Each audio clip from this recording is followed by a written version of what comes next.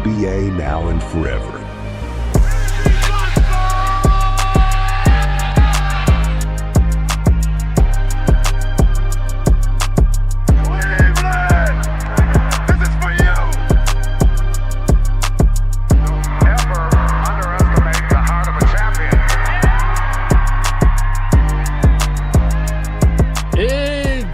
À tous et à toutes dans ce nouvel épisode de Forever. Je suis Vladimir, votre host de ce nouvel épisode qui marque le second de cette 4e saison, bien sûr, du podcast Forever, le podcast qui est rempli de mauvaise foi, qui analyse l'actualité, mais on est surtout là pour la mauvaise foi et la déconne.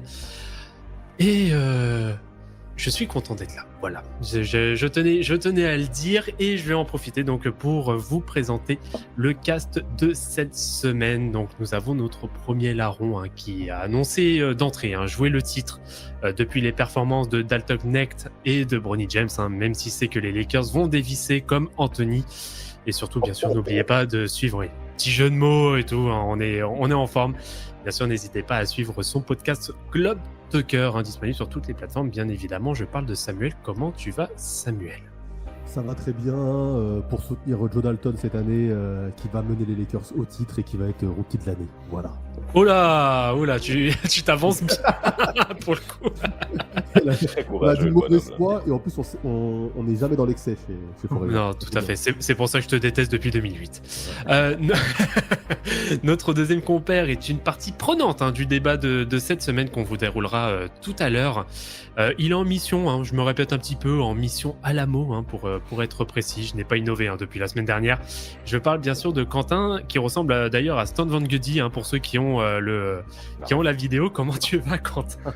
Ah bah ça va, on prépare tout.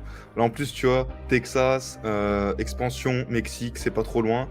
Puis pour ça on s'est fait la petite moustache. Pourquoi tu spoil là le débat ? Ah c'est dans le titre de toute façon, c'est bon. Non mais vraiment, non mais zéro, franchement, quoi. non mais toi, Zéro. ouais. Ah c'est dans le titre. Mais t'es vraiment un beau. En plus je me suis mis dans le style exprès, tu vois, la petite moustache Les Mexicains, ils sont hispanique. assez grands pour jouer au basket De quoi ? Les Mexicains, ils sont assez grands pour jouer au basket, Quentin Ouais, Angélique, ouais. Non, En plus, Et ouais, oh, purée.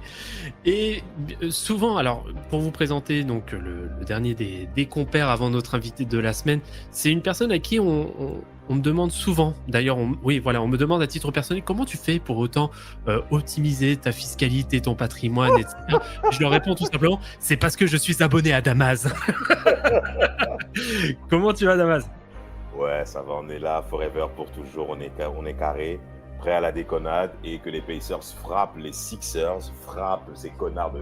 Ouais, j'allais dire Sixers 2 fois. Je ne veux plus entendre parler des Knicks, ils m'insupportent ces mecs.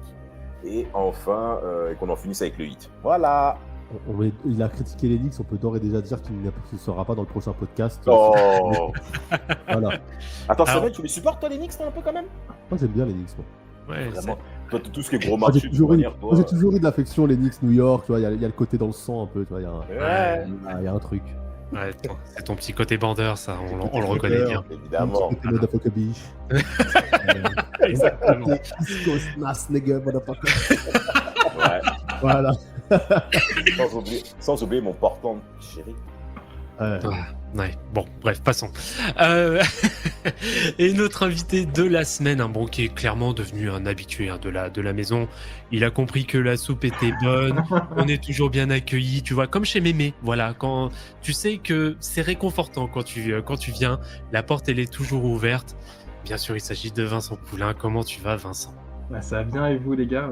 Bah, en vrai, j'attends toujours que vous me laissiez un siège. Ici, parce qu'en vrai, ça sert à rien de m'inviter toutes ces 2 semaines. J'aime bien ça.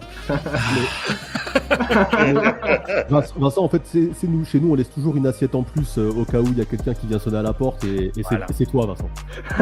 Tu sais, c'est le relou qui vient graillasse tous les jours. Vincent, Madame, elle fait plus à manger. Vincent, c'est le pote où c'est que ta femme a dit mais pourquoi il est toujours là, lui? Pourquoi il est Il a toujours pas de maison. Quand tu viens à la maison, salut Vincent, on est ravis de te voir. Tu sais, le mec, il gère bien ton canapé. Genre, t'as même plus C'est besoin moi de qui lui l'ai montrer tué. comment Ah, tu il il a un compte sur ta PlayStation, il a un compte utilisateur. Ah merde. Il part à 1h du matin à la fin de la Ligue des Champions. Je te jure. Bah, sache en tout cas qu'il y a un siège qui t'est réservé, Vincent. Donc écoute, c'est avec plaisir. Et toujours un plaisir, bien sûr, de t'accueillir. Ce que je vous propose, messieurs, à l'ordre du jour de ce podcast, donc c'est qu'on regarde 2-3 actualités, puis qu'on aille sur le débat de la semaine, que Quentin nous a très gentiment spoilé au passage. Merci Quentin. En actualité, alors on va déjà commencer, on va parler un peu pognon. Je sais que ça va plaire à Damas, notamment. Oh, mais tu vas arrêter. Moi, je supporte des small markets, donc s'il te plaît. Hein. Oui, bah tiens, en parlant de small market, on aborde les prolongations. Donc la campagne de prolongation pour la draft, pour la QV de la draft 2021. 21. Voilà, ça y est, il y a pas mal de choses qui ont été actées. Alors, je vous fais la liste très rapidement. 224 millions sur 5 ans pour Cade Cunningham à Détroit, 106 millions sur 3 ans pour Jalen Green à Houston, 224 millions sur 5 ans pour Evan Mobley, à Cleveland, 224 millions sur 5 ans pour Scotty Barnes à Toronto, 150 millions sur 5 ans pour Jalen Suggs au Magic, hein, bien sûr. Voilà.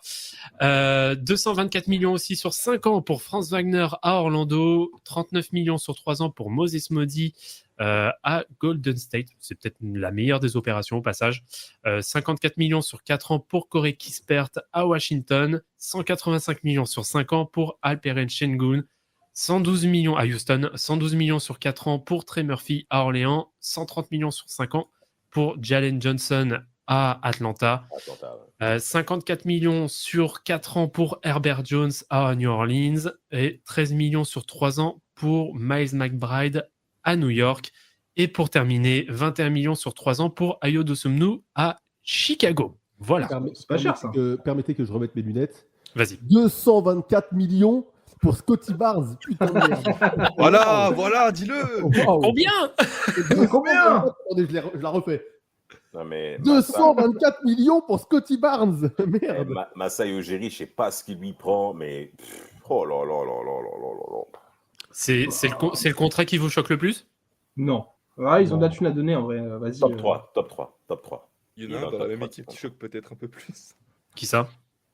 Un mec un peu rapide. Ouais. Jalen Green. Mais non, dans la même équipe. Dans la même équipe, on a dit Damas. Ah, pardon. Bah, Quickly. Hein.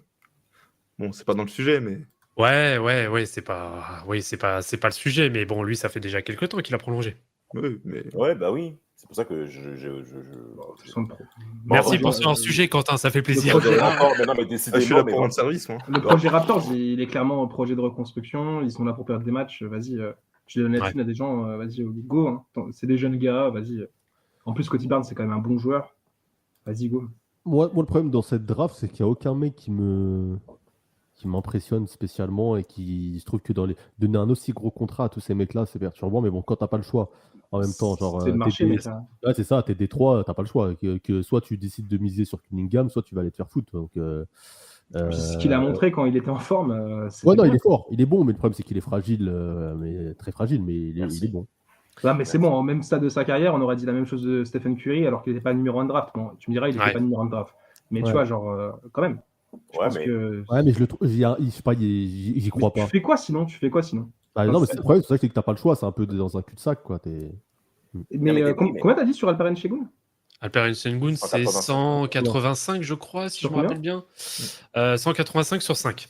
Voilà. C'est pas cher, hein. C'est du 35 millions à peu près. Mais c'est du prix sur le marché, mais qu'on le veuille ou non, ça reste quand même des prix excessifs par rapport à ce qu'ils ont produit sur le terrain. Non, mais c'est évident. Hormis Sengun, peut-être, qui a quand même été très performant l'an passé en faisant du 21,9 rebonds, 5 passes. Hein. C'est des stats d'All-Star qu'il a fait quand même, Sengun. Donc en soi, les 30 millions, bon, c'est des prix sur le marché. C'est moins frappant que par exemple que Cade Cunningham qui a raté, je crois, 1 an de carrière, je crois. Ouais, mais tu sais très bien, il n'est pas prolongé pour ce qu'il vaut sur le terrain, il est prolongé sur sa valeur spéculée. Ouais. T'as pas le choix Cade Cunningham. Moi, c'est plus les mecs des Magic, mais bon, après, je les trouve pas ouf, moi, les deux. C'est ça que je trouve pas ouf, moi. Bah après, le truc, c'est est-ce qu'ils avaient forcément le choix aussi? Je suis pas certain.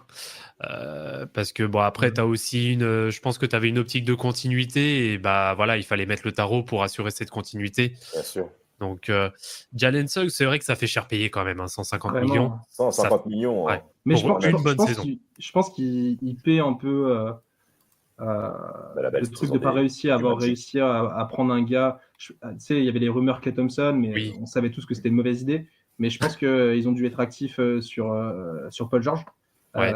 Ouais. Et je pense qu'ils ont juste pas réussi à avoir Paul George parce que Paul George, tu lui dis Orlando, il va être là, frérot. C'est bon, il a bien fait de choisir Philadelphie, tu vois. c'est Mais, bon, Disney, j'ai goûté en 2020, ça va. c'est bon, tu vois. Ça s'est Donc, pas très bien passé. Hein. Non. Ouais.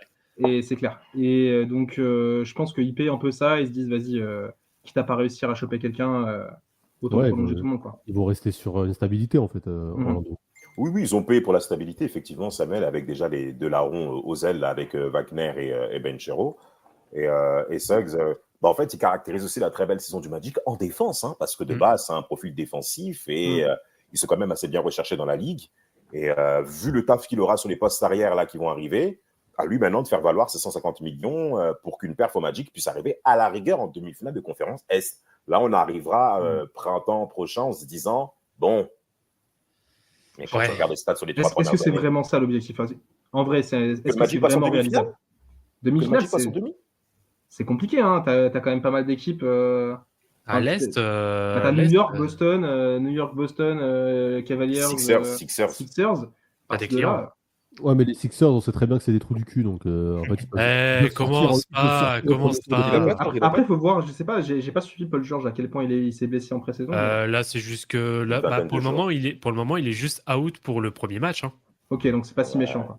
Non, Ouais, non. Mais Paul pas George, de il sort en demi-finale de con, de toute façon. Donc, Mais tu vois, non, mais vous allez arrêter. Non, mais de toute manière, vous allez voir sur toute la saison, il va éviter les back-to-back. Paul George, 34 ans, on a compris. Mais par exemple, sur la liste des joueurs draft que tu as mentionné, tu as aussi Jalen Johnson, qui a fait 2 premières saisons du côté des Hawks, où il était un genre de rotation, voire troisième zone. Il fait une très belle saison, troisième saison, ça c'est vrai.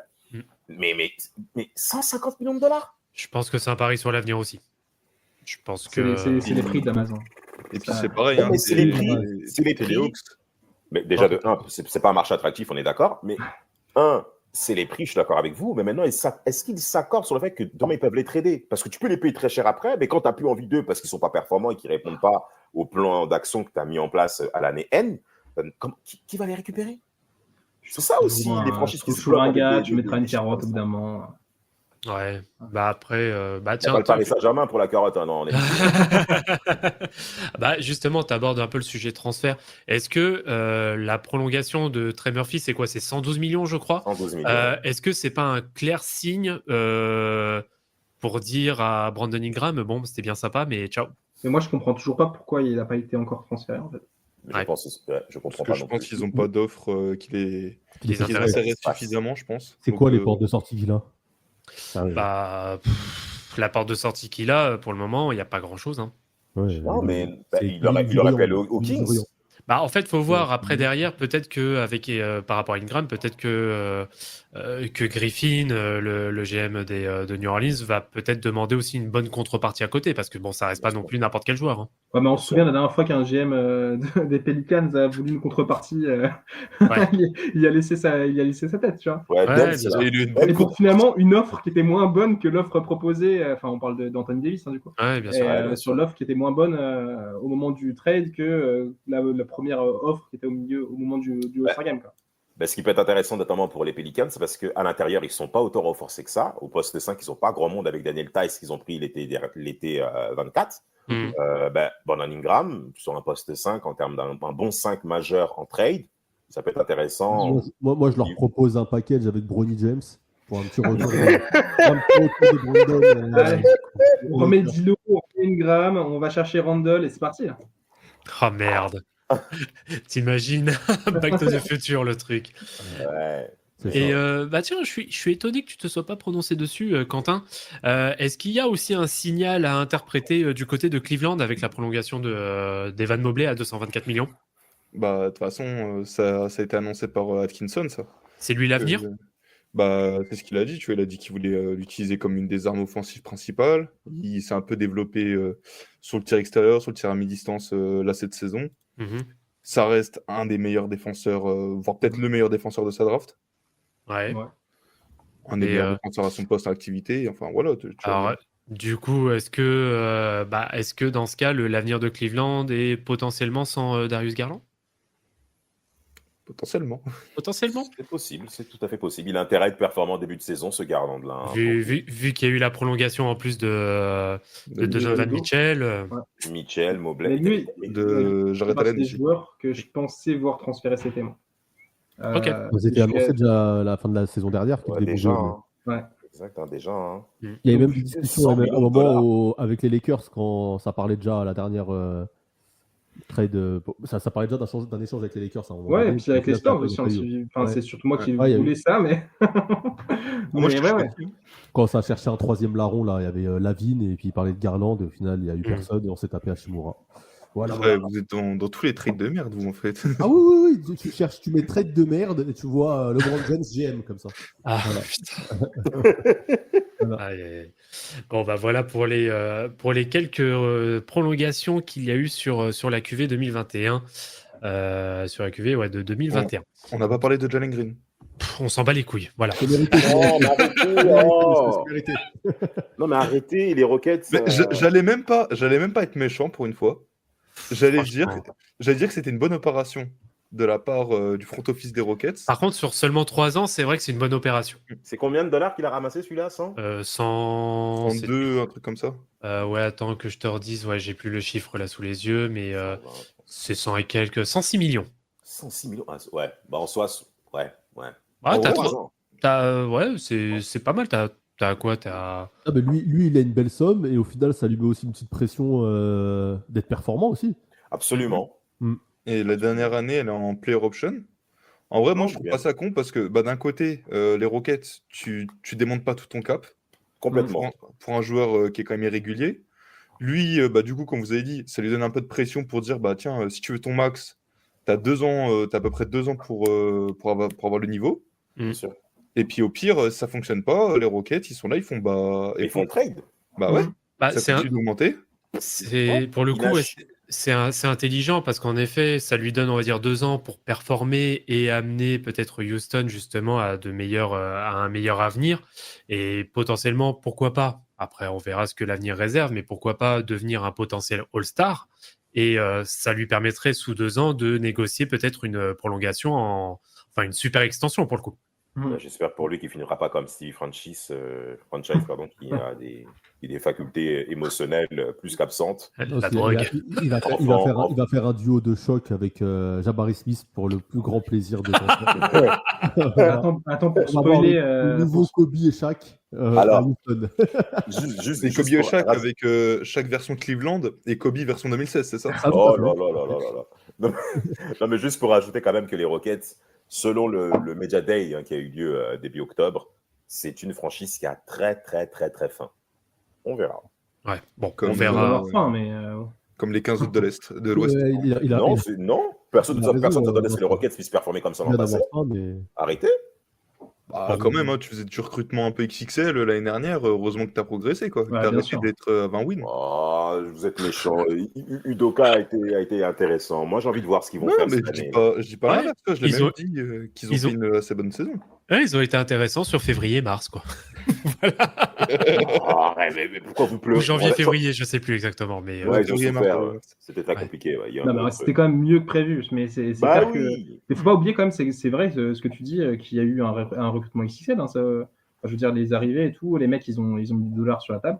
Ouais, Fred VanVleet, ouais. Donc c'est presque logique finalement hein, qu'ils aient réussi à faire une saison pas trop dégueu. En tout cas, Ouais, un ils ont été- dernier ouais. run de fin de saison qui fait espérer des plus belles choses pour Ouais, le playing, ouais. la saison à venir. c'est leur mission Ouais, de le Et c'est peut-être ça qui sauve un peu tout, parce que tu dis, s'il n'y avait pas eu le run là, de fin de saison, Ça aurait été cata. Hein.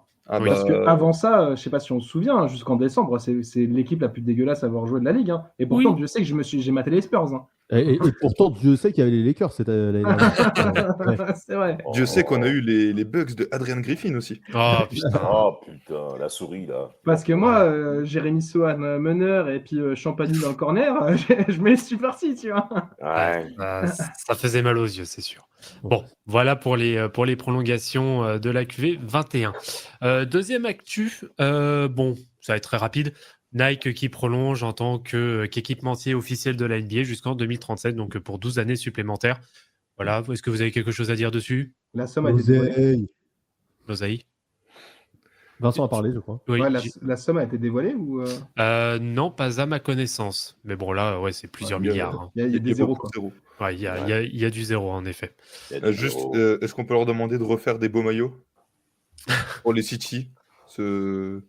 Moi, je demande que ça. Voilà. Ouais, c'est vrai que ça a été un petit peu compliqué niveau marketing. Hein. Franchement, Moi, ils auraient moi, je veux le retour de championne, moi, de toute façon. Oula. Oula. Oh là là là là. Non, mais en vrai, les maillots, je trouve que Nike, c'est un peu pareil, que ça soit sur le foot ou sur le basket, et même Nike, de manière générale, depuis quelques années, il y a une très grosse branlette dans Oui. le côté marketing et le côté artistique chez Nike.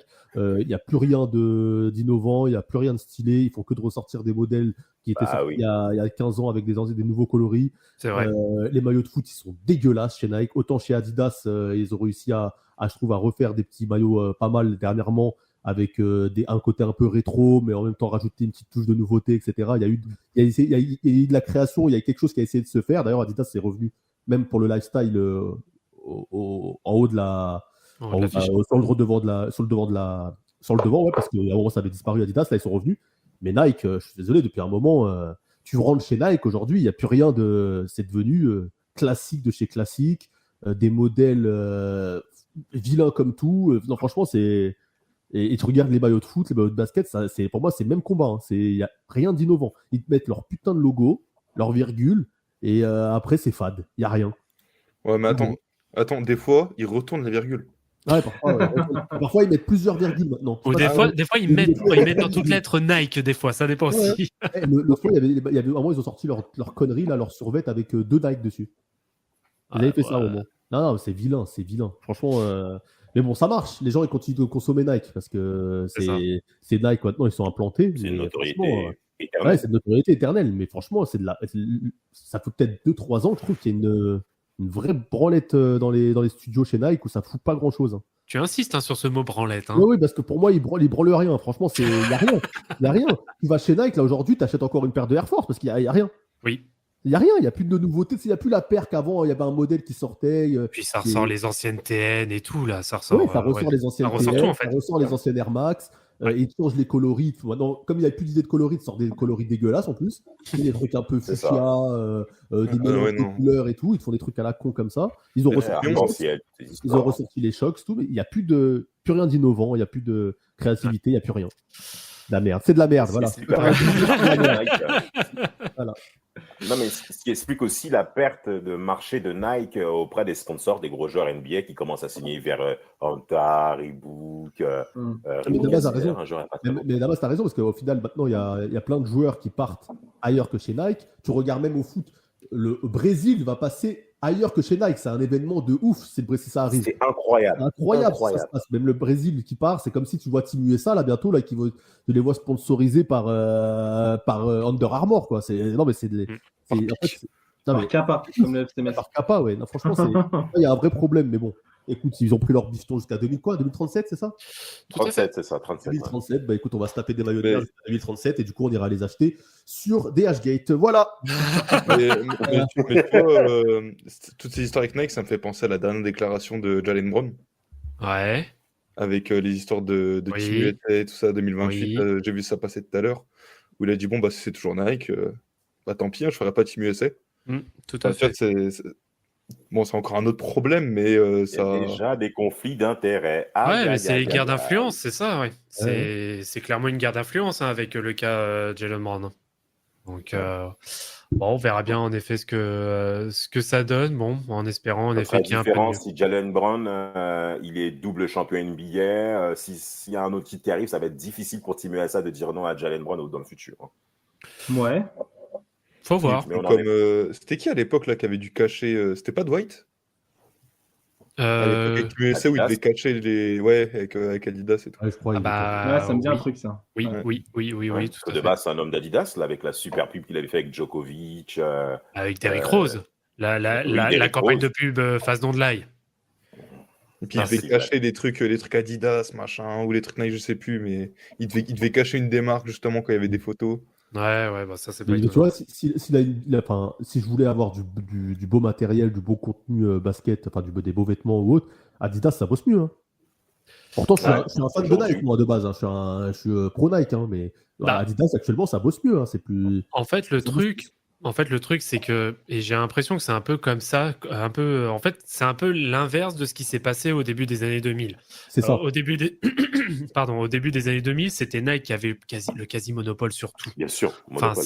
c'était. Hormis non, Allen pardon. Iverson. Non, pardon, autant pour moi. C'est Adidas, pardon. Je dis une connerie. Ouais. Adidas qui a eu le monopole sur énormément de choses et ça a forcé Nike justement à faire preuve d'innovation, d'originalité, de créativité pour prendre le devant de la scène. Bon, ce qui est le cas maintenant depuis, maintenant ils sont vraiment devant depuis on va dire une 15, grosse 20 dizaine ans. d'années, Ouais. une grosse dizaine d'années à peu près. En vrai, depuis Euh, LeBron, Kobe LeBron, on va dire. Kobe LeBron, voilà, on va dire à peu près ça. LeBron, ouais. On va dire à Complètement. peu près ça, donc on va dire une quinzaine Ouais, d'années. début Voilà, pour 2000, être très large. Et maintenant, c'est l'inverse qui se produit, c'est que Nike étant, alors je vais pas dire en monopole, ce serait exagéré de dire ça, mais en tout cas, ils ont une de très très grosses parts de marché vis-à-vis de leur concurrence, notamment Reebok qui a disparu quand même entre-temps, bon, qui a été racheté par Adidas, mais voilà, le gâteau est de plus en plus pris par Adidas et en effet, ça ronfle. Enfin, ça, comme tu le dis, Samuel, ça se branle, quoi. Enfin, et ça fait pas preuve d'innovation ou quoi que ce soit. Alors que maintenant, c'est Adidas qui a pris ce rôle-là, on va dire, d'underdog à proposer justement à regrappiller des parts de marché. Donc, c'est des cycles, à mon avis. Hein, tout Non, mais tu vois, simplement. Adidas, on peut reprocher, moi, il y a plein de choses que j'aime pas ou quoi, mais je vois que ça bosse. Tu vois, ils essayent de faire des paires un peu qui sortent un peu du lot. Ils essayent de faire des choses un peu, voilà, même si ça plaît pas, tu vois qu'ils essayent de faire des choses. Nike, Ouais. ils essayent rien. Hmm. Nike, ils essayent rien. Ou C'est- ils ne se mouillent pas à essayer. Ouais, voilà. Ils ressortent ce qui existe déjà et voilà, basta. Ils sortent du classique, de la merde. Voilà. Et ben, vivement le retour de Reebok. Voilà. Converse. Dernière actualité avant de passer au débat de la semaine, les étrangers qui sont jamais mieux représentés que maintenant en NBA. Ils C'est sont d'ailleurs partout, Ah, dans la voilà. campagne. N'est-ce pas? N'est-ce pas? C'est le thème d'un podcast, les étrangers mieux représentés à NBA qu'en France. Voilà. D'ailleurs, j'ai une stat effrayante. Putain. J'ai une stat effrayante. Dans 2 semaines, si Jean-Marie Le Pen est encore en vie, il aura officiellement dépassé la reine d'Angleterre. Waouh. Waouh. Et Ouais. là, Comme quoi, hein, Trump faire a du quelque bien, chose à hein, dire sur ces ça. étrangers, quoi. Ouais. Comme Ça quoi, paye. faire du mal, ça paye. Hein, putain. croyez au karma, les gars. Apparemment, Trump a quelque chose à dire sur les étrangers NBA. Ah. Il paraît qu'il mange des chats. Ah oui, apparemment. Ouais. Apparemment, en effet. Ouais. Bon, pour revenir sur le sujet, donc, on a égalisé le record de volume, enfin de nombre de joueurs internationaux en NBA, donc hors États-Unis. On a au total 125 joueurs d'origine étrangère qui représentent au total 43 pays, donc les 6 continents bien sûr représentés. Et les forces en tête sont le Canada avec 21 joueurs et la France, deuxième pays avec 14 joueurs. Et les équipes qui contiennent le plus de joueurs internationaux sont... Alors, il y a 2 équipes. Il y a Oklahoma et Portland avec 7 joueurs étrangers. Tiens, Voilà. Portland. Portland. Porte ouverte au Pacifique. Non, mais pour être objectif, c'est dans la tendance du moment où les meilleurs joueurs de la NBA aujourd'hui sont d'origine étrangère. Les meilleurs joueurs américains aujourd'hui, vous mettez qui d'ailleurs devant? C'est compliqué. Hein. T'as tout. Tatum et Edwards. Edwards, oui, Edwards. Tatum, parce Ah que- oui, Embiid, c'est vrai. Bah oui, Embiid. Edwards, ouais. Tatum. Oui, Embiid, oui, bon, par circonstance, on va dire. Ouais, Edwards Tatum. Hein. Jalen Ouais. Brown. Faut quand même le mettre. Hein, Jalen Brown. Et puis après, t'as Révi, t'as Devin Booker, Mitchell. Après, on peut Ouais, quand c'est même vrai. dire Stephen Curry encore. Hein. Ça Ouais, va ouais, pas, c'est hein. oui, On a le droit. évidemment. Oui, Ouais, mais la évidemment. problématique, c'est que ces mecs-là ont plus de 35 ans concernant les 3 larrons que vous connaissez. On sait que la force dominante aujourd'hui, qui gagne le titre MVP? Ce sont Non, des c'est joueurs des Européens. étrangers. Non, concrètement, ça correspond à ce que disait Kobe Bryant depuis plusieurs années avant sa mort, sur le fait à ce que le basket américain perd en hégémonie, perd en création de talent, perd même en intelligence de jeu majeure, c'est tout. Ils sont comme Nike. Mais on l'a vu au JO. Hein. Enfin, je veux dire, on l'a vu au JO. Ouais. Des gens disaient que j'exagérais en disant que ces JO-là ont quand même montré la fin d'une hégémonie américaine. Et moi, je suis désolé, hein, quand Team USA envoie supposément une Dream Team et se fait accrocher à plusieurs reprises, et franchement, ils sont pas à... Enfin, franchement, si les Serbes ils font pas pipi culotte à la fin, normalement, ça prend claque. Hein. Ça prend claque. J'ai l'impression que contre les Serbes ou même contre les Français, moi, j'ai jamais l'impression qu'ils ont accéléré vraiment. Je sais pas comment te... Oui, bien sûr. Ouais, mais si proche, si loin avec les Français, j'entends. C'est vrai qu'on était plus proche en 2020, en 2021 à Tokyo, mais tu vois, tu as quand même ce truc où normalement, tu envoies une équipe comme ça, tu es censé gifler tout le monde. Bien sûr. C'était comme c'était pendant les prépas là quand ils ont joué le Soudan. Oui. Les Plus 13 Soudan. En fait, j'ai eu l'impression dans ces jeux que dès que Curry rentrait et qu'il disait bon maintenant on arrête de jouer, il arrêtait de jouer. Puis bien sûr, mais Curry il a quel âge, mec? Curry a 35 ans. C'est vrai. C'est que les vieux, hein. C'est que les vieux qui ont tenu la baraque. Hein. LeBron qui fait une grosse finale, ok, lui aussi il a 150 ans. KD qui nous assassine à Tokyo, lui aussi mine de rien il a 150 ans.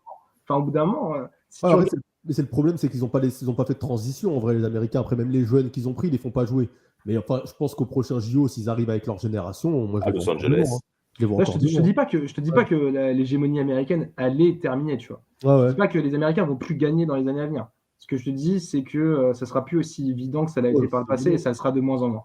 Ça sera de moins en moins. Pourquoi ? Parce que si vous regardez bien, excusez-moi messieurs, c'est que quand les Américains n'envoient pas les grosses têtes majeures dans les compétitions internationales, ils perdent. Ils peuvent plus gagner.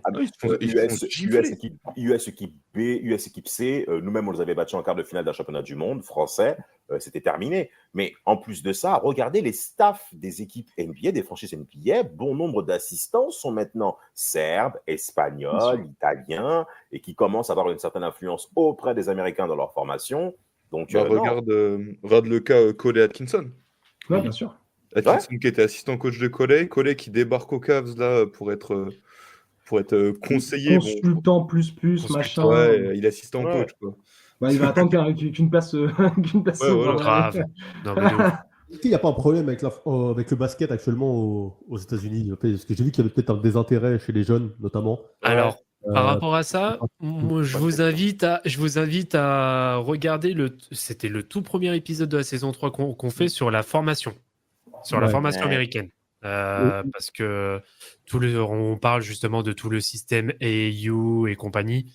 Je pense que tu peux avoir une grosse partie de ta réponse, de la réponse dans ta question, Samuel. Parce que apparemment, moi, ce qu'on m'avait dit, c'est qu'il y a de plus en plus d'oseille aussi, très jeunes, que les jeunes aussi, maintenant, il y en a beaucoup plus qu'on le dit, qui se tournent vers d'autres sports, notamment le foot. Moi, on m'a dit que les jeunes jusqu'à 15-16 ans aux États-Unis, ça joue beaucoup au foot. Dans les grosses villes surtout. À New York, il n'y a que ça. Hein. À New York, tu vas dans la rue, il n'y a que des maillots de foot. Hein. Apparemment.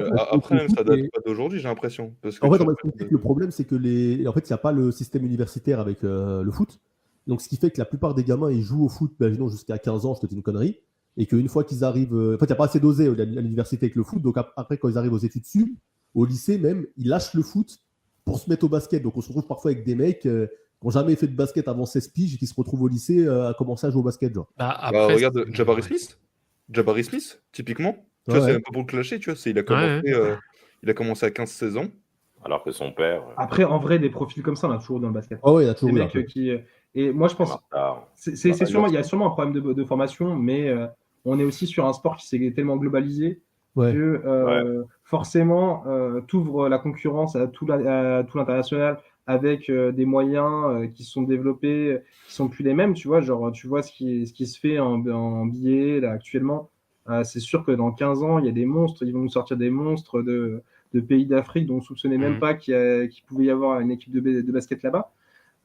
C'est comme ça, tu vois. C'est comme ça, et puis faut l'accepter. Mais c'est important ce que tu dis, Vincent, parce qu'en vrai, même s'il y a un sujet, en vrai, sur le truc que les Américains ont toujours dominé, plus que dans le basket, c'était sur le côté physique. Ça a toujours été des monstres physiques par rapport aux autres. C'est-à-dire que même quand ils jouaient les Serbes, quand ils jouaient les Espagnols ou quoi, ça jouait les Espagnols, les Serbes, ça jouait aussi bien au basket. Mais la chose que les mecs en face, ça faisait 2m20, ça faisait 2m15, ça faisait 2m5, c'est des monstres physiques. Avec sensibilité. Des armoires, etc. Donc, tu pouvais pas les bouger. Aujourd'hui, dans n'importe quel pays, déjà maintenant, genre, tu vas en Espagne, en France, tu as des monstres physiques. Tu dis en Afrique, il va y avoir des mecs qui vont commencer maintenant. On voit maintenant Embiid, il y a des Non, monstres. mais tu vois, dans 15 ans, tu laisses le temps à l'habiller de se développer, c'est sûr que Ah oui. c'est sûr que tu vas avoir des montres. Et il y a des monstres. Après, maintenant, tous les pays, physiquement, ça accroche, tu vois. On voit même le Canada comment ça s'est développé. Quand j'étais petit, le seul Canadien qu'on connaissait, c'était Steve Nash, tu vois. De ouf. Jamal Magloire. Et le père de Barrett. Mais, Ça va, en 2000, il y a une vraie équipe quand même. À Oui, Sydney, il y a une vraie équipe. Ah, intéressant, ouais. Ils sont sympas. C'est vrai. Ouais. On Mais est top. voilà, genre, tu vois l'équipe en face, tu vois les Américains en face, les Bien mecs, c'est des bébés, c'est des monstres. Mais tu vois, Ouais. maintenant, j'ai l'impression que l'écart physique, ça s'est enlevé. Et tu regardes même l'équipe de France 2000, l'équipe de France 2024, ça n'a rien à voir physiquement. Ah, mais bien sûr. Oui, Ah oui, ah oui. complètement. J'adore Laurent Sierra, mais Laurent Sierra, t'imagines. Oui, Antoine physiquement- Rigaudot, c'est notre tonton, tu vois. Ouais, ouais, bien tous, sûr. Mais tous, tu les regardes, c'est des très beaux joueurs de basket, mais Bien physiquement. sûr, tu Forest, vois ça, c'est et après, nos tu papas. vois. Et tu attends, vois les le prochaines Français. compétitions. Les prochaines compétitions, parce qu'il y aura des Alexandre Sarr qui vont se rajouter, tout ça. Ouais, C'est des bien bébés sûr. quand même. Grave. Même Oui, tu regardes Rizaché, même en je 10 suis ans, désolé. tu regardes- ouais, Rizaché. Mais même regardez la draft 24 qu'on voit, nos jeunes Français qui se sont fait voir, que ce soit à la Summer League, même Shiny Fee, là, le petit bonhomme grosse touffe là, que j'aime beaucoup. Là. Oui. Nadir Ifi. Nadir Ifi, que j'aime beaucoup d'ailleurs, j'aime beaucoup son talent. Il a fait un interview avec l'un de nos confrères. Il a estimé comme quoi que quand il est arrivé aux Wolves, les mecs ils étaient surpris de mon talent tellement ils s'y attendaient pas. Oui. Mais bon, Ifi, nous on le voit en France, on voit son potentiel. Mais quand il va sur le sol américain, on s'attend à ce qu'il soit quand même dominé. Ouais, mais tu vois, c'est le syndrome de l'Américain qui sait pas placer la France sur une carte. Ouais, Ah bah, en plus, en parlant des Wolves, je sais pas si vous avez vu la vidéo sortie aujourd'hui. T'as Rudy Gobert, il est là avec le micro. T'as le mec qui est dans le micro, il dit ouais, vas-y, il pose une question à tes coéquipiers. Il dit dans quel continent se situe l'Égypte? Oh le bâtard. Oh non. Il n'y en a aucun qui a répondu sur la vidéo. Genre, D'ailleurs, il fait D'ailleurs, L'Illinois officiellement, le paludisme est une maladie qui est complètement éradiquée en Égypte, au passage. Et aussi, à ce qui paraît, le Danemark, c'est la capitale de la Suède, d'après un joueur des Wolves. C'est évident. Je sais plus c'est lequel qui a lâché ça, mais c'est sorti tout à l'heure. Waouh. C'est au Danemark, il y a Ikea aussi C'est des mecs qui ont arrêté l'école à 12 ans. Hein. Ouais, non, franchement, Ah, là, on tire sur des gars, tu vois, genre déjà, voilà, ils Bon, n'ont pas un capital culturel super C'est- élevé. Et Les mecs en qui avaient plus, 3 de moyenne, on les a envoyés à la fac, on leur a dit C'est ça. joue bien au basket, tu vas avoir une Je suis bien bourse. au Et basket. puis quoi. bon, faut rappeler qu'on parle. t'inquiète, on te met la moyenne.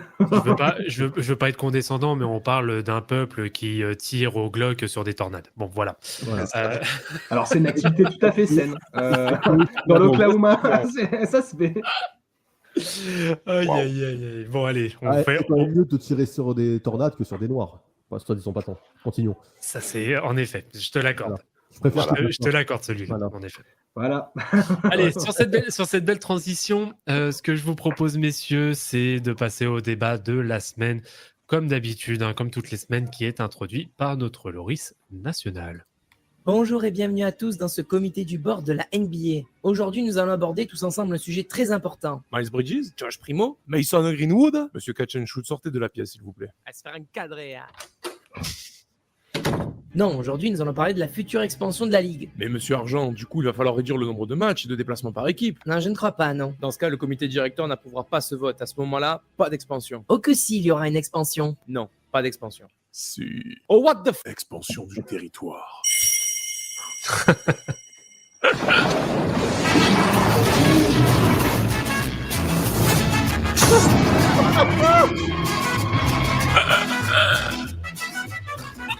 Bonjour à tous nos chers auditeurs et bonjour à toute l'équipe Forever. J'espère que vous allez bien. Pour ceux qui ne me connaissent pas, moi c'est Loris, a.k.a. Catch and Shoot. Et chaque semaine ou presque, je reviens sur un sujet d'actualité, un coup de cœur ou un coup de gueule. Cette semaine, on va parler d'expansion. Et bien entendu, cela n'a rien à voir avec un conflit qui dure depuis 76 ans au Proche-Orient, hein, puisque je parle de la possible draft d'expansion qui pourrait se dérouler en 2025, la NBA souhaitant passer de 30 à 32 équipes. J'ai d'ailleurs sous les yeux un message que m'a envoyé Vincent, un message privé, me suggérant quelques villes à incorporer dans cette possible expansion. Selon lui, on pourrait y inclure des villes comme Austin, Bahia Blanca, Reggio de Calabre ou encore Bologne. Mec, c'est pas la liste des villes où a joué Manu Ginobili? Ta gueule. Mais alors, une expansion, qu'est-ce que ça implique, Jamy? Pour les plus jeunes ou les moins initiés d'entre vous qui nous écoutent, une draft d'expansion est un processus utilisé lorsque la Ligue ajoute une ou plusieurs nouvelles équipes. Voici comment cela fonctionne. Les équipes déjà existantes peuvent protéger un certain nombre de leurs joueurs, généralement 8. Ces joueurs ne peuvent pas être sélectionnés par les nouvelles équipes. Les joueurs non protégés deviennent disponibles pour les nouvelles équipes. Les nouvelles équipes, Seattle et Las Vegas, spoil pas, merde! Choisissent des joueurs parmi ceux disponibles, un par un, jusqu'à remplir leur effectif ou atteindre le nombre de joueurs déterminé par la Ligue. Si vous voulez voir à quoi cela ressemble plus concrètement, je vous laisse regarder les drafts d'expansion de 88, 95 et 89. Pourquoi 89 ? Parce que...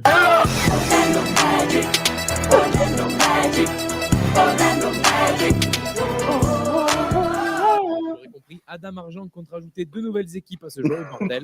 Sans surprise, Seattle et Las Vegas seraient les favoris, l'une étant orpheline d'une franchise depuis bien trop longtemps, à mon grand regret, et l'autre souhaitant diversifier son offre européenne en accueillant LeBron James à 76 ans pour sa 52e saison dans la Ligue en tant qu'entraîneur, joueur, GM, actionnaire, chauffeur du bus de l'équipe. Mais attention, pour les matchs de destination qui pourraient venir jouer les troubles faites comme Vancouver ou Montréal, le Canada étant toujours une destination prisée par Monsieur Argent, ou bien encore Louisville, Kansas City, Nashville ou encore... San Diego. Mais attends, t'en oublies pas une là ? Non, je crois pas. Pourquoi, t'as une idée ? Je m'appelle Catch and Shoot, professeur de merde de basketball. J'ai mélangé mes 3 passions dans une seule équipe. Le basket, la tequila et la lucha libre. Le basket, la tequila et la lucha libre. Le basket, la tequila et la lucha libre. Le basket, la tequila et la lucha libre. Vous l'aurez compris, c'est pas les choix qui manquent. Je vous laisse donc, messieurs, nous dire désormais ce que vous pensez de cette expansion et quelles seraient vos équipes cibles. Le high caramba, c'est pas, pour... mais c'est l'heure de l'apéro. C'est pour le basket, la tequila et la lucha libre. Alors, le basket, la tequila et la lucha libre. Pourquoi pas ? Le basket, la tequila et la lucha libre. Le basket, la tequila et la lucha libre. Ce mec est fou. Ah, bravo. Ce mec est fou allié. Quelle inspiration. Mais le ay caramba là, c'est pour m'abattre. M'abattre. Avec la techno derrière, on se trompe. Ah non, c'est abusé. Ouais. J'en chiale. Merci Kachetsu, merci.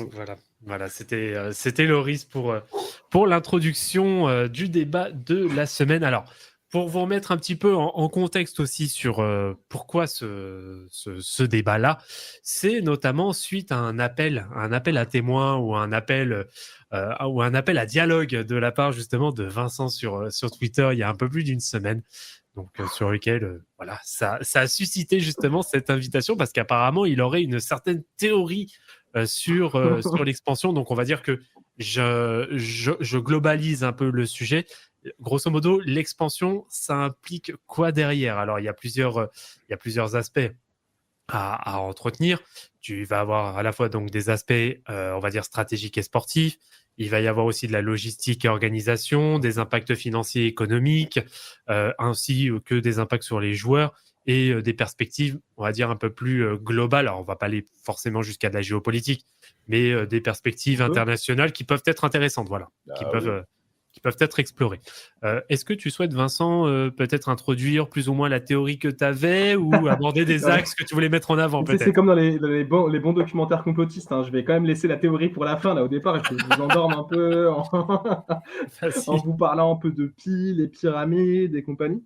Mais non, c'était pas un avion, c'était... Pardon. C'est le moment où tu te fais... Ils avaient l'électricité en Égypte antique.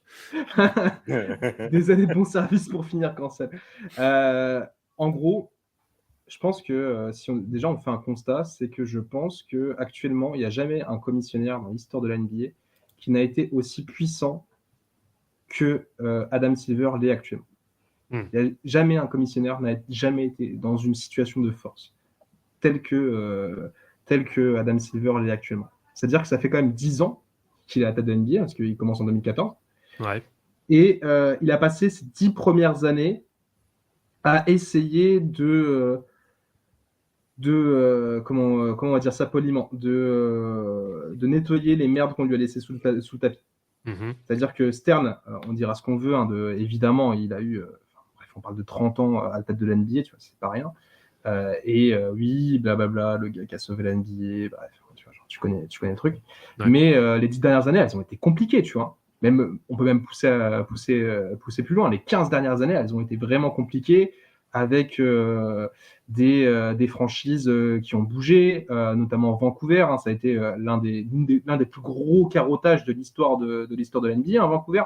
Parce que le mec à qui Stern accepte de vendre la franchise, c'est un gars qui dit ouais, t'inquiète pas, je vais garder Vancouver à Vancouver. 3 mois plus tard, le mec il bidouille les comptes pour faire croire qu'il a un excédent, enfin qu'il perd de l'argent à fond, alors c'est pas possible financièrement de perdre autant d'argent que le truc là, pour finalement emmener la franchise à Memphis, ce qu'il voulait faire depuis le départ. Tu vois. Ouais. Il y a eu ça, il y a eu l'affaire avec les Sonics, parce que quand même bouger les Sonics juste pour une histoire de salle de merde, c'est quand même une dinguerie.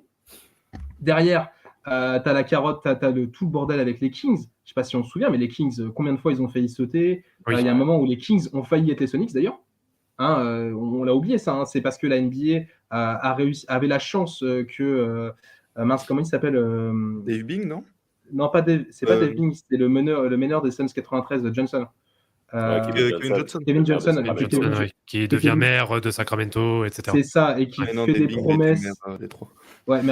Qui fait des promesses un peu, en mode on va construire des parkings et tout pour réussir à garder la franchise à Sacramento. Puis derrière, tu as aussi ce qui a été le plus gros truc de Stern, ça a été les Pelicans.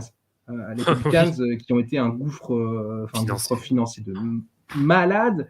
En plus, la Ligue, ils ont dû être l'actionnaire, reprendre la franchise derrière. En plus, tu as eu l'ouragan Katrina qui est venu entre-temps, qui a foutu la merde aussi. Ils ont déménagé. Après, tu avais des histoires de trade. Après, ils sont partis à Oklahoma. Enfin, c'est ça, ils leur ont filé des... Parce que moi, je ne veux pas être trop complotiste, mais ils leur ont filé des first pick à plus savoir pas foutre. Ils leur ont filé des All-Star Games. Enfin, tu vois, genre, ils ont quand même tout fait pour que les Pelicans, ça marche, tu vois. Et malgré tout ça, je parle de ça, et puis en même temps des conflits qu'il y a eu, notamment autour du CBA, entre les conflits entre on va schématiser un petit peu, hein, mais le camp des joueurs, du syndicat des joueurs et des propriétaires de franchises des big markets, notamment la famille Buss, et de l'autre côté, tous les propriétaires des plus petits markets et des middle et puis small markets, avec notamment des personnes adorables telles que Tom Gilbert et Sanders des Suns.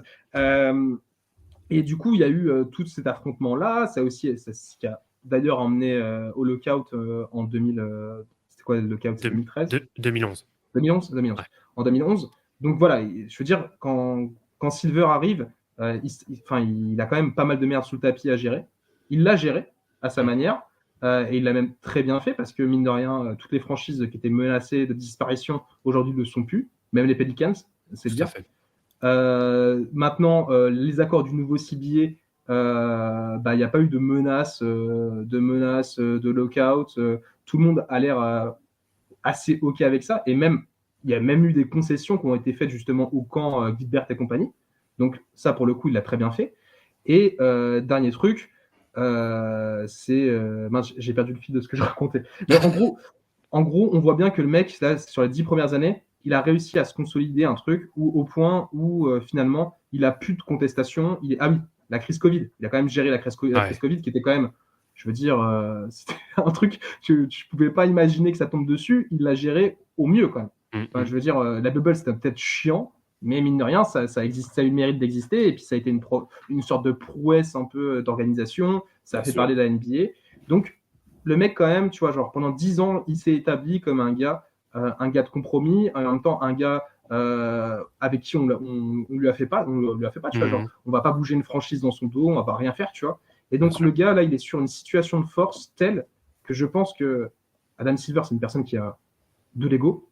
Je pense que c'est un gars qui a un ego inversement proportionnel à son charisme. Donc, il a un gros ego. Et je pense qu'il veut marquer l'histoire de la Ligue. Et là, je pense qu'il entre dans une deuxième partie de carrière en tant que commissionnaire qui va consister à modifier la Ligue dans son ADN. Et il a déjà commencé, tu vois, avec... c'est quoi le nom de la BAL avec la balle. La balle, oui, mais je parle aussi en NBA, tu vois, genre, comment ça s'appelle la coupe, là, c'est pas la coupe du Konami. l'In-Season Tournament, la coupe Konami. Ouais, c'est ça. Tu vois, avec la coupe là, avec les petits ajustements qu'il a pu faire sur le All-Star Game, tu vois que c'est un gars quand même qui a envie qui a pas peur de s'attaquer à des trucs sacro-saints, tu vois. Ouais. Et pour moi, en fait, cette expansion-là, qui je pense ne sera pas une expansion à 2 équipes. Moi, je vois une double vague, comme ça a pu être fait justement dans les années 80 avec les équipes d'Orlando et puis Minnesota. C'est ça, sur cette vague-là. Je pense que ajouter des équipes, c'est aussi s'attaquer à ce qui est actuellement le plus gros sujet en NBA, un sujet au niveau des fans sur savoir comment on consomme la NBA, un sujet au niveau des joueurs sur leur physique, c'est le calendrier. Et je pense que ça va être le moment pour lui de s'attaquer au calendrier et aussi le moment pour lui de s'attaquer à un truc, aux sacro-saintes conférences. Et parce que si tu ajoutes 4 équipes, selon ma théorie, tu peux imaginer une NBA à 4 divisions, tu peux imaginer une NBA sans forcément système de conférence. Et je pense avec moins de matchs aussi, non? Avec moins de matchs, à 72 matchs, c'est un truc... parce que vraiment, les 82 matchs, ça sort de nulle part. Hein. Personne ne sait expliquer pourquoi il y a 82 matchs. C'est au profit des propriétaires, c'est 82 matchs en soi. Hein. Ça fait c'est ça. Et puis, il y avait t'as le système par rapport aux conférences et aux divisions, où c'est 4 matchs par division, 3 matchs par conférence. Un marché local. Il y a un jour, et 2 matchs contre l'autre conférence. Il y a un jour, il y a un mec qui s'est dit, vas-y, 82, c'est le bon chiffre. Et c'est comme ça que ça s'est passé. Hein. C'était la NBA à 16 équipes. C'est bon. Ouais. Genre, oui, en plus, à l'origine, oui. Ça remonte à une époque quand même où la NBA n'avait pas de vrai deal télé. Ouais. Et où le seul moyen finalement pour les propriétaires de franchise d'être à peu près rentable et de gagner des thunes, c'était de faire remplir la salle. La billetterie, c'est la billetterie. Et pourquoi? Et c'est pour ça aussi que les équipes allaient peut-être jouer dans d'autres villes qui n'étaient pas forcément leur ville à eux, pour aller attirer d'autres publics. Et sauf que là, la billetterie, ça représente même plus un dixième du chiffre d'affaires d'une franchise. Ouais, c'est 12 à 13 du chiffre d'affaires. Donc honnêtement, tu peux te passer à avoir moins de matchs et te dire, ok, voilà. Bon, on sait que les milliardaires, si tu leur dis tu auras un peu moins d'argent, ils vont quand même râler. Mais je pense que ça va être, pour vous lancer là-dessus, je pense que ça va être le moment d'avoir une double vague d'expansion qui va aussi s'attaquer à l'international. On en parlait plus tôt avec, moi je pense, typiquement, Loris l'a un peu introduit avec une équipe à Mexico City, qu'on sait que c'est un marché que la NBA vise depuis un moment. Ouais. Et en plus, avec la réduction des distances, avec les vols qui vont de plus en plus vite. Maintenant, au Mexico City, finalement, quand tu es aux Spurs, ça va plus vite d'aller jouer à Mexico City que d'aller jouer à Portland. Hein. C'est sûr. Donc voilà. Moi, je pense qu'on est à un moment charnière où Silver va mettre sa patte sur la NBA. Et je pense que si on regardera ça dans 10 ans, même 15, on regardera en arrière, on se dira, mince, la NBA qu'on a connue quand on était plus jeune, alors ressemblera plus du tout à ce que... Et c'est tant mieux ou tant pis, hein, mais elle ressemblera plus du tout à ce qu'elle est actuellement. Moi, Mexico, j'ai vraiment du mal à y croire. Hein. Pourquoi? Je sais pas comment tu peux convaincre des Américains d'aller vivre, jouer à Mexico quand on connaît le pays, quand on connaît le... Non, pour des vacances, oui, mais pour vivre toute l'année, je trouve ça un peu... j'ai du mal à y croire. C'est un pays qui parle pas anglais en plus, donc tu es dans un pays hispanique. Tu vas dire à des mecs qui gagnent des millions là d'aller vivre à Mexico, c'est pas la même vie que quand tu vis à Los Angeles ou à New York. Hein. J'ai du mal à imaginer des big stars genre style LeBron James jouer à Mexico, quoi. Tu vois, tu vas imaginer que tu draftes un crack, donc il y a la draft, tu vas avoir des choix de draft, tu vas avoir des numéros 1 de draft, et tu imagines le pauvre américain, lui dans sa tête, hein, qui se dit putain, je vais me faire drafter par Mexico, quoi. Parce que dire Francis. Non mais tu vois le truc, genre j'ai vraiment du mal à y croire, Mexico. Genre c'est un pays c'est pas le Canada, ça reste pareil que les États-Unis, c'est un peu la même culture, c'est la même langue, ça reste pareil. Mexico, ça tombe. Il y a une rupture. Pourquoi pas faire une équipe aussi à Punta Cana dans le style au point où on en est en fait. C'est ce que je veux dire, à Porto Rico. Non. Pour suivre tes propos, il y a également, automatiquement, on revient à ce que tu disais, Vlad, sur l'aspect géopolitique, géoculturel, sur l'élargissement de la NBA. Mais mais en plus de ces critères-là que tu as mentionnés, il y a également le point de vue économique aussi, parce que sous Adam Argent, comme Loris catch à catch and shoot, Adam Argent, Adam Silver, pour devenir sérieux, ce qui se passe sous ces 10 ans au pouvoir, c'est que la NBA n'a jamais gagné autant d'argent. Et si jamais il y a une expansion maintenant qui arrive sur une nouvelle franchise dans une nouvelle ville, qu'elle soit attractive ou pas, il faut se répartir maintenant cet argent avec ce nouvel arrivant, voire plusieurs.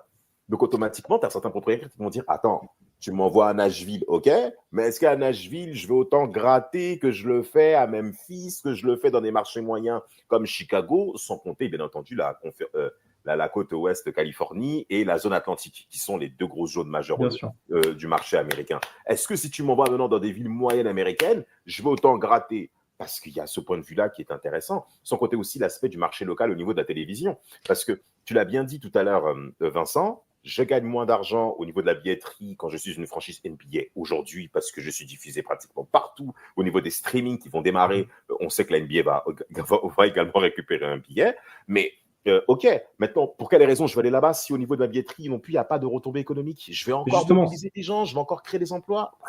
C'est quand même moins galère, de maintenant que ça l'a été à un moment, tu vois. Typiquement, on prenait l'exemple des Pels, le moment où les Hornets bougent de Charlotte. Bon, ça c'est une autre histoire, hein, c'est pour des histoires de cul, hein, littéralement d'agressions sexuelles qui bougent de Charlotte. Bien sûr. Mais au moment où ils bougent à Nouvelle-Orléans, c'est merdique comme deal parce que le marché local n'est pas du tout développé et c'est un moment où le deal télé permet pas à lui seul encore aux franchises d'être complètement indépendantes économiquement.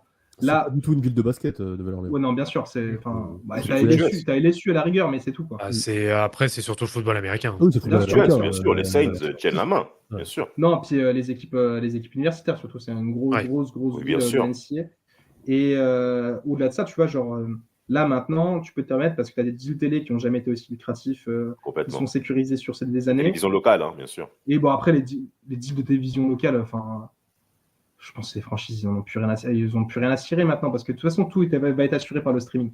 Donc, le billet de télévision locale, il ne vaut plus autant qu'il a été à un moment, tu vois. C'est vrai. Enfin, c'est tellement globalisé maintenant que je te dis pas qu'ils vont aller se mettre dans des villes merdiques. Moi, je pense, de toute façon, on est tous d'accord pour dire que la première vague d'expansion que je vois là d'ici 2027, ça va être les Sonics, le retour des Sonics le Las Vegas, sûrement avec LeBron James en propriétaire ou en actionnaire. Las Vegas, je trouve ça aussi, mais complètement naze, mais à un point. Pourquoi C'est une ville, il n'y a pas de gens. Tu vas faire une ville. Mais c'est parce que c'est une attraction. Denver, il n'y a personne non plus. Hein. Non, mais c'est pas pareil. Las Vegas, c'est une ville fake, ça n'existe pas. Damas, il n'y a pas de gens qui habitent à Las Vegas, genre des salles Las Vegasiens qui traînent. C'est vraiment les gens qui travaillent là, quoi. Disneyland, quoi. Genre, c'est franchement. C'est comme ça, tu vois, genre, ils ont attiré la franchise de hockey, ils l'ont attiré comme ça. L'équipe de basket féminine, ils l'ont attiré comme ça.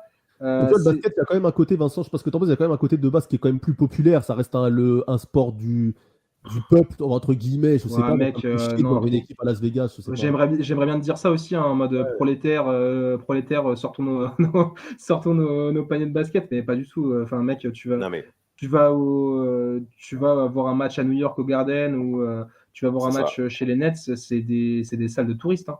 Ouais, non, après, ça reste quand même. Tu vas voir les Nets, t'as quand même des billets j'avais des billets quand même à l'époque à 18-20 balles pour les Nets. Tu vois, et ça reste abordable. Le gamin, je pense qu'il y a quand même des gars de Brooklyn qui habitent dans des quartiers un peu, voilà, quand ils sont 20 balles, ils peuvent aller se voir un match. Je te dis pas que c'est un projet.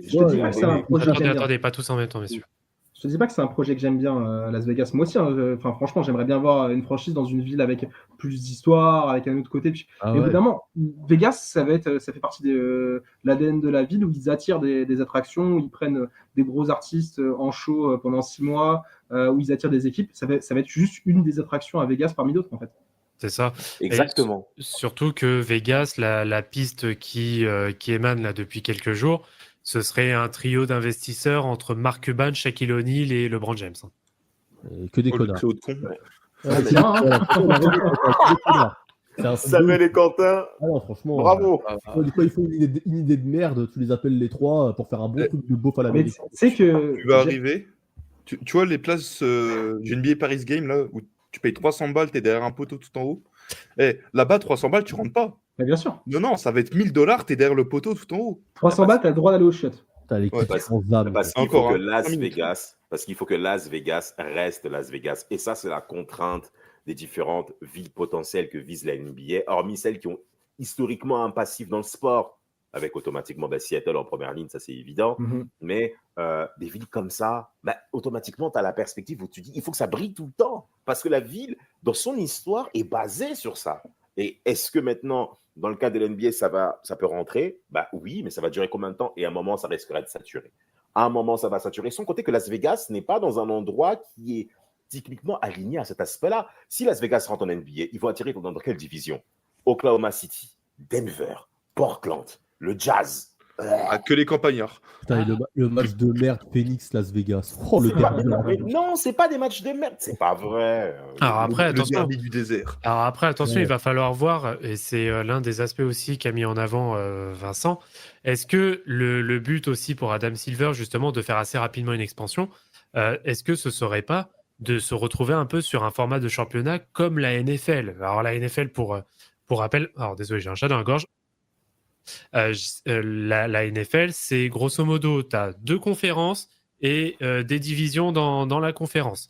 C'est différent. C'est-à-dire l'histoire est différente. C'est-à-dire que tu as 2 ligues en fait. Oui, tu as deux ligues différentes qui ont pas fusionné comme ça s'est passé dans l'histoire de la NBA. Mais est-ce que ce serait pas le but en termes d'organisation justement du championnat pour justement limiter les grands déplacements, parce que c'est aussi l'une des questions vis-à-vis du calendrier, d'enchaîner les grands déplacements. Donc, c'est-à-dire d'avoir beaucoup plus de matchs, entre guillemets, locaux, donc c'est-à-dire intra-division, et éventuellement d'avoir 2 ou 3 matchs contre des équipes de ta propre conférence, et grosso modo, limiter une seule fois dans l'année de rencontrer une seule équipe de la conférence opposée, sachant que le classement de l'année précédente a un impact sur celui que tu vas rencontrer. Bon, enfin bref, c'est tout un bordel.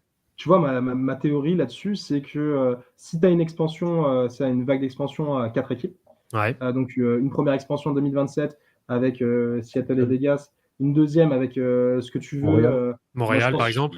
Moi, je pense plutôt Kansas City et pourquoi pas Mexico, parce que Kansas City, c'est intéressant parce que c'est un territoire qui n'est pas encore complètement conquis par la NBA et il n'y a pas trop de trucs autour.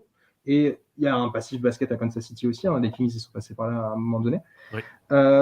Et donc, je pense que tu arrives à un total de 34 équipes. Si tu refonds un peu la NBA avec 4 grosses divisions à 8 équipes, 8 et 8, 16, 16, 34, et tu te retrouves... Attends, putain, j'ai dit la merde. 8 et 8... Alors, 16 et 16, 32. Alors, je me fais vanner parce que je suis très nul en maths. Attends. Alors, ça ferait 2 conférences de 17. Montréal, deux conférences de 17. Donc, Montréal, ça serait beau, Montréal. Montréal, c'est compliqué. Hein. Pourquoi ça serait beau ? Ça serait beau, Montréal. Hein. C'est francophone. C'est francophone, il y a un truc, tu vois, ça aurait été... C'est une belle ville. Ouais, ça aurait été bien. Ça m'étonnerait. Je pense que si la NBA doit remettre une franchise au Canada, ça sera Vancouver, parce que Vancouver, ça a été le gros échec. Stern l'a dit lui-même, son gros échec. Et en plus, on se moque de Vancouver, parce que c'est possiblement la pire équipe de tous les temps en NBA. Mais il y a quand même une vraie fanbase qui existe toujours à Vancouver. Mais le problème, c'est que si tu remets les Sonics à cet endroit-là, sachant que Vancouver-Phoenix, c'est 2 heures en voiture. C'est même pas. C'est vraiment juste à côté de l'échelle des États-Unis. Et que, comment dire, le Nord-Ouest américain, c'est pas non plus, c'est pas Byzance, tu vois. Si tu te retrouves avec Portland, Seattle et Vancouver d'un côté, je suis pas sûr que le niveau business soit le meilleur bail à faire. Après l'avantage de Vancouver, c'est que c'est une ville qui est hyper attractive. Hein. Attention, elle fait partie. Alors, bien sûr, c'est pas forcément à prendre complètement en considération, mais c'est une des villes où tu as la meilleure qualité de vie au monde. Bien sûr. Aussi. Ouais, et où il pleut beaucoup aussi, faut le dire. De quoi comme le Nord-Ouest américain. Le Nord-Ouest américain, c'est le même climat. Seattle, il fait que ça. Portland, c'est la Bretagne de notre France. Comme Lille, un peu. Ouais, tu connais bien la Bretagne, Damas. Hein. Oui, je sais, la rue de la Soif, je les salue tous. Non, mais tu vois vraiment genre une expansion où tu te retrouves avec 2 équipes dans le Nord-Ouest. Enfin, moi, je trouve ça bizarre. Je suis d'accord avec toi. Ouais, ça fait beaucoup. Ça fait Seattle, Vancouver, et ça sera Seattle. Et c'est pour ça que à l'Est, je sais pas. Ouais. Montréal, mais je pense pas que ce sera à l'Est, ça sera dans le Mid-Est. Ça sera dans le Mid-Est, ça sera un truc genre Kansas City. Tu sais, dans ces états là autour d'Oklahoma City. Et puis.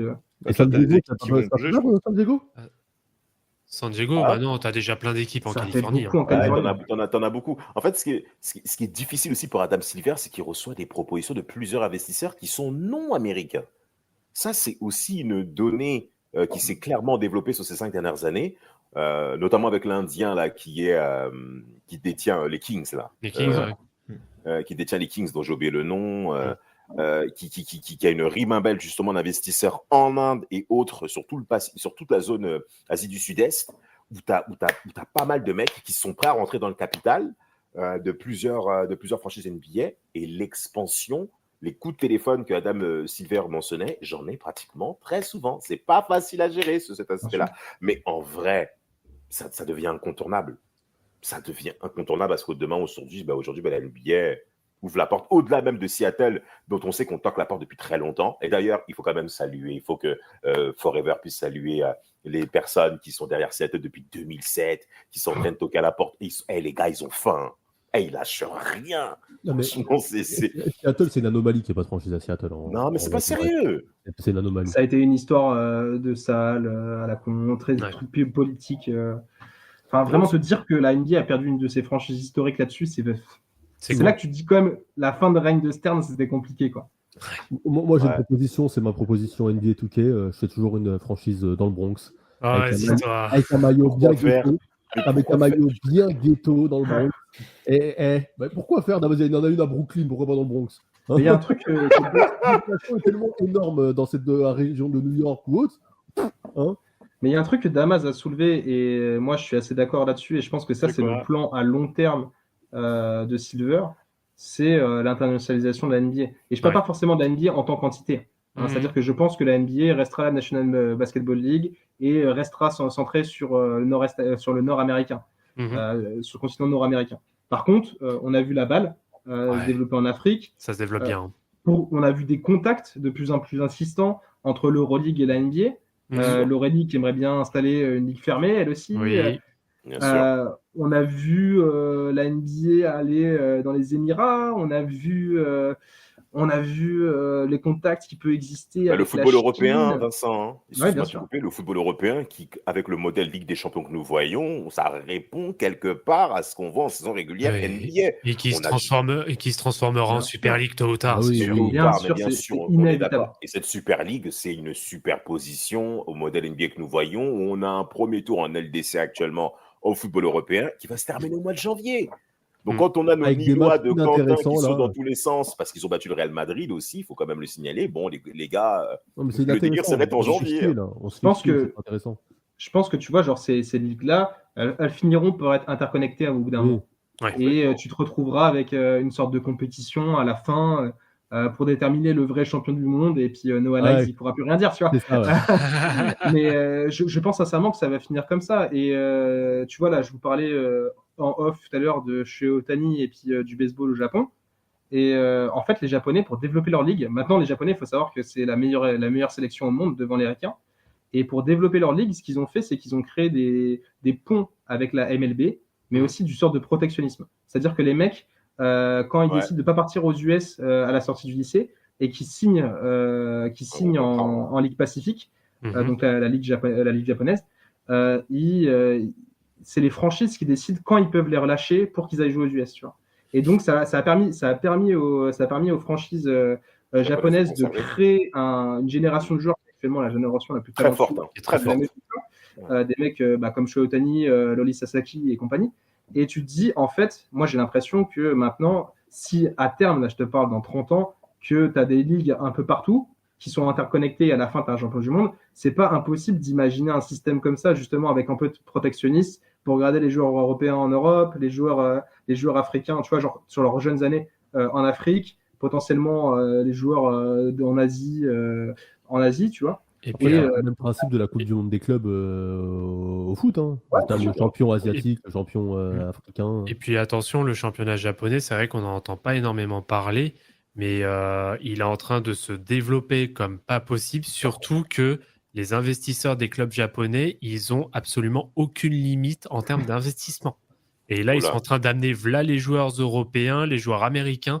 Ça commence vraiment à se développer. Il y a vraiment un marché autour de ça. D'ailleurs, c'est l'ancien joueur de Nanterre, hein, pour le coup, Yanis Morin, qui joue là-bas. Hein. Il est là-bas. Oui.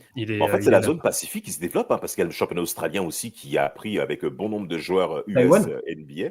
Taïwan aussi. Le meilleur pays du monde. Continuons. Lequel? Taïwan. Alors, moi, je veux bien. Je veux bien, messieurs, je veux bien écouter un petit peu Quentin. C'est vrai qu'il est plutôt discret pour le moment sur le sujet. On parle pas de ces beaufs du Texas, là. Mais oui, non, mais attends, laisse-le. Mais il va nous faire chier longtemps que c'est fermier, lui. Je veux bien t'entendre un peu sur le sujet, Quentin. Non, mais moi, j'attendais que vous ayez fini pour parler un peu d'un pays où il fait chaud. Mexico. C'est. T'es qui, là? Non, c'est parce que depuis tout à l'heure, je pense un peu à ce que Samuel a dit. C'est vrai que ça va être un peu compliqué de faire passer la pilule aux joueurs américains. Tu vois, je pense que les joueurs européens. Même eux, hein, Quentin, en vrai. Ouais, non, mais même eux, mais je pense que c'est vraiment. Si tu lâches à Mexico City, t'inquiète. Hein. Quentin, développe, je te réponds. Non, mais les joueurs européens, je pense qu'ils seront un peu réticents, mais moins que les Américains. En plus, les histoires politiques entre les États-Unis et le Mexique, voilà, on sait ce que c'est. Et puis en plus, il y a l'autre qui va peut-être revenir au pouvoir. Donc voilà, histoire que ça soit bien. Mais dans les bonnes nouvelles, entre guillemets, ce serait développer l'économie là-bas, en fait. Parce que tu aurais de la création d'emplois stables, quand même. Toute la thune que ça peut ramener à la ville elle-même, parce qu'en plus, on sait que là-bas, les magouilles, il y en a pas mal. Hein, donc, l'économie souterraine, bien sûr. Ouais. Après, Mexico City, faut pas non plus en faire... c'est une ville très riche. Hein, c'est une ville très, très riche, avec un centre business qui est quand même très développé. Après, ça dépend des coins. Mais l'écart économique est quand même conséquent, Vincent. Ça, c'est un point qu'il faut quand même signaler. Je suis d'accord avec Quentin, avec vous tous. Moi, Mexico, le Mexique, c'est un pays que j'adore. Mexico, c'est une ville que j'adore. Mais c'est un contexte qui est différent. C'est pas les États-Unis, ça reste un pays en développement. T'as pas les mêmes règles de sécurité, c'est pas la même vie. Tu ramènes des stars américaines de la NBA, multimillionnaires, jouer tous les soirs à un stade, tu sais. Non, c'est chaud. Tu ramènes les Américains qui viennent jouer tous les soirs à Mexico, tous les 2 jours à Mexico. Tu peux pas en plus faire comme, tu vois, aux États-Unis, il doit y avoir des mecs parfois, peut-être qu'ils suivent un peu des blindés qui vont voir des matchs un peu partout dans le pays et tout, etc. Tu peux pas faire ça avec le Mexique, comme tu as dit. Les Mexicains, ils pourront pas aller voir les matchs aux États-Unis. C'est un bourbier pas possible. Tu rajoutes le côté, en plus, ça va être le show. Déjà, il y aura que des Mexicains pour aller au match. Le tourisme, il va pas à Mexico, hein. Le touriste américain, le touriste français ou quoi, il va dans le Yucatan, il va à Acapulco, il va en Baja California, il va pas à Mexico. Donc, il faut déjà miser sur une population qui sera que mexicaine. Donc, faut voir les prix à la baisse déjà. Les prix à la baisse déjà. Ouais. Les prix à la baisse, tu vois ça. Tu rajoutes, ensuite, tu parlais des Européens. L'Européen, moi, demain, on a tous vu la vidéo de Wembanyama qui prie pour pas aller à Houston.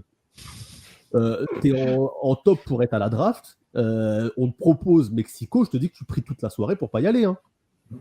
T'as le choix Mexico, New York, San Antonio, Lakers. Mexico, tu chiales. Hein. C'est pas la même vie, c'est autre chose. Ils vont vivre dans des baraques avec sécurité, comme Gignac là. Gignac, il accepte parce qu'il a 36 piges, il prend son bif, il sait que voilà. Mais le jeune, la fin. Oui, le jeune de 10, il l'a fait tôt. Ouais, il avait quand même plus de 30 piges. Mais le jeune, il avait 32, non 33, je sais plus. Oui, 33, bien le sûr. jeune de 18 ans, 20 ans, que tu vas envoyer à Mexico, que tu vas lui mettre sa baraque avec les 32 gardes du corps, il y a sûrement des cartels qui vont essayer de le racketter. On va rentrer dans les clichés, mais c'est la vérité, hein, c'est ce qui se passe. Même dans les gardes du corps, il y a moyen que des mecs aient déjà des liens. Voilà. Bien sûr. Moi, je trouve que c'est un contexte très, très difficile, Mexico. C'est limite. Hein, moi, je suis Adam Argent. Je trouve que c'est plus crédible d'ouvrir un truc à Cancun.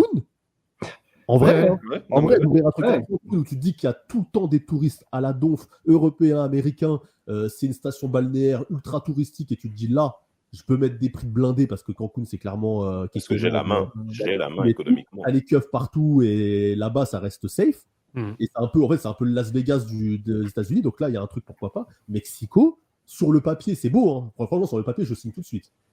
Maintenant, à mettre en place. La logistique est folle. La logistique, c'est chaud. Ouais, mais ça logistique est relou.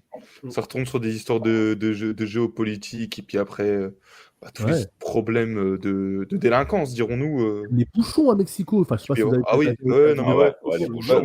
Ma femme habitait à côté du périph'. Bah oui, là, c'est quelque chose, Mexico. C'est quelque chose, c'est le Caire en Amérique latine. Hein. Oh là là là là. Et puis après, l'autre problème à Mexico aussi, déjà les mecs, leur baraque, forcément, t'as les gardes du corps, machin et tout, mais Mexico, déjà, juste prendre le métro, c'est une épreuve, tu vois. Genre, tu sors ton téléphone. Ça va.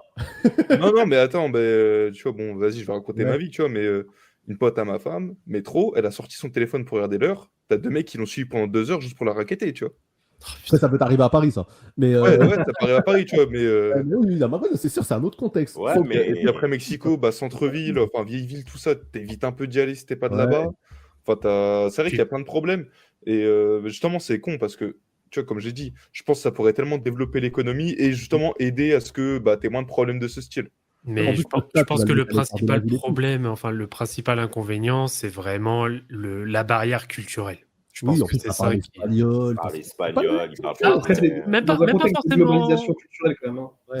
C'est même pas forcément par rapport à la langue et tout, mais c'est par rapport vraiment à la culture même du pays, un peu... Les habitudes de vie. Les habitudes de vie, l'éducation, etc. Voilà, il y a quand même pas mal de paramètres à prendre en compte aussi. Ça pourrait être beau, hein. Je te dis, l'équipe, elle s'appelle les Aztèques, tu fais un truc stylé. Oui, bien sûr. Ça peut déchirer, hein, mais je te dis, c'est dur. Limite, si tu veux un pays, entre guillemets, c'est plus facile d'ouvrir un truc à Porto Rico. Hein. En soi, Porto Rico, alors, c'est plus ou moins officiellement un État américain. Oui. Donc, américain. Tu mets les stars, tu prends les stars. Ouais. Et pour le coup, il y a un côté de San Juan qui est très développé, il y a de la thune, ça ressemble un peu à Miami. Historiquement, c'est un pays de basket. De quoi? Historiquement, c'est un pays de basket, historiquement.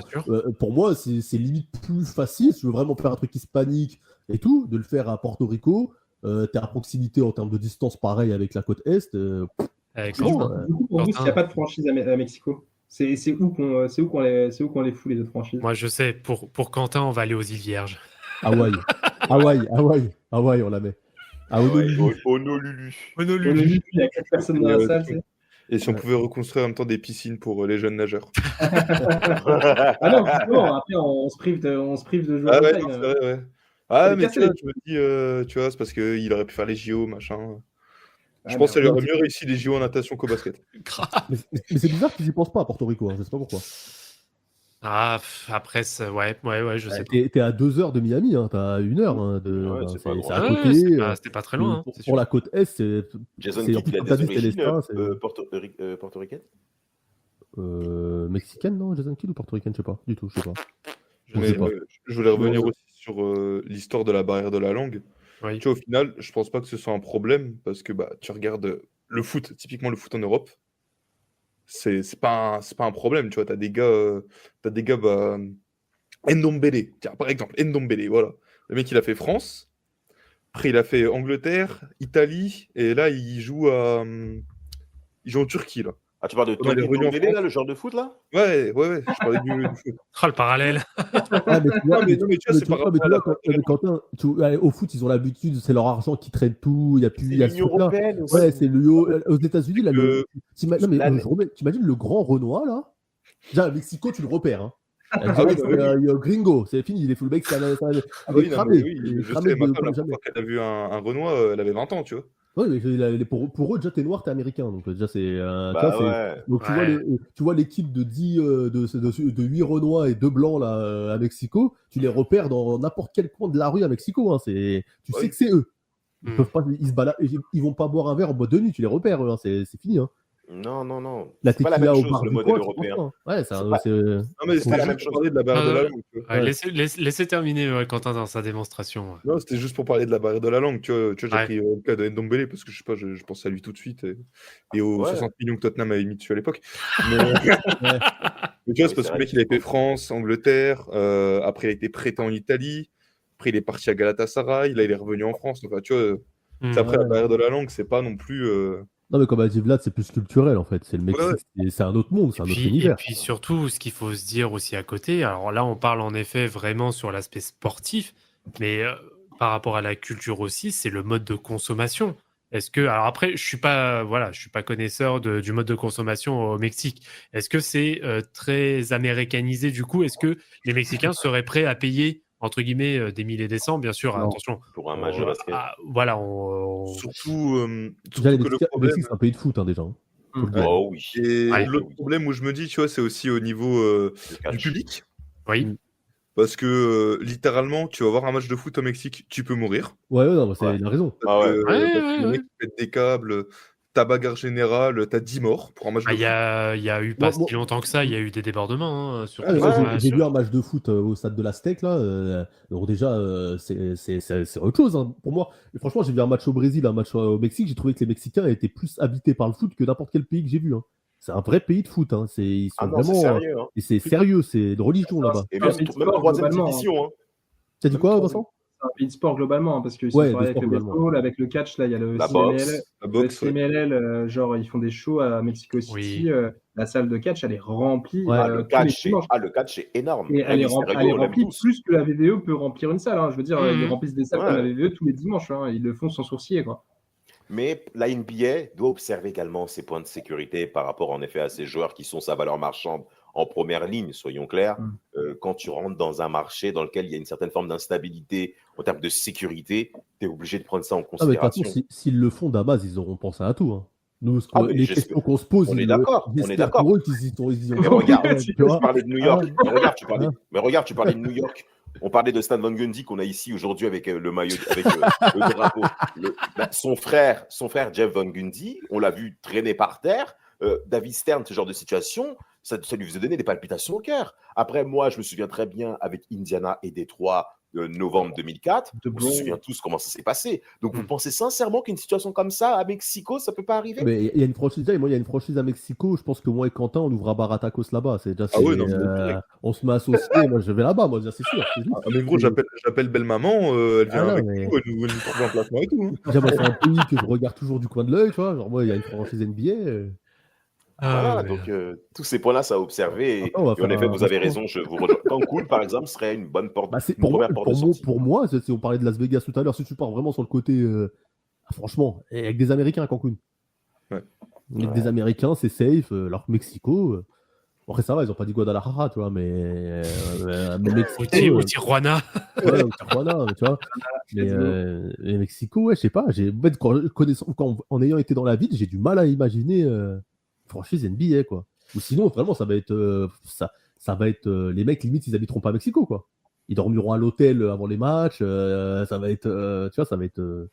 Mais on est quand même sur un potentiel équipe la plus ghetto de la ligue. De ouf. C'est complètement. Ouais. Los Aztecas. Oh, putain. Non, compliqué. Mais bon, en tout cas, pour. On a Matt Barnes de sortir de sa retraite et puis tu dis allez, let's go. C'est une Ah, équipe merde. unique, Il y a Narera qui va venir jouer. Jamal McGee, c'est Ouais, parti. il sera GM. Ouais. Ouais, non, c'est bon. On va bien voir en effet ce que ça va donner. Bon, pour clore quand même le débat, parce que ça fait un petit bout de temps maintenant qu'on est dessus. Je peux dire. Ouais, moi vas-y, aussi, Quentin. Moi aussi, j'attends le retour des Sonics. Moi, j'ai pas connu les Sonics du coup, vu que je suis un peu plus jeune. Mais connu Sonic, au moins. j'espère, juste pour l'histoire de la franchise, et puis que j'adore leur maillot à l'ancienne. Ouais. C'est les maillots époque Realen, tu vois. Oh, alors, lequel à le brillant, vert, blanc, jaune. Ouais. Ok. Ouais, brillant. Ouais, je l'ai, je l'ai acheté. Le numéro 34 est très sexy, je te confirme. Ouais, franchement, ces maillots-là, j'adore. Donc, franchement, Oui, j'espère c'est- qu'ils font. T'as dit quoi?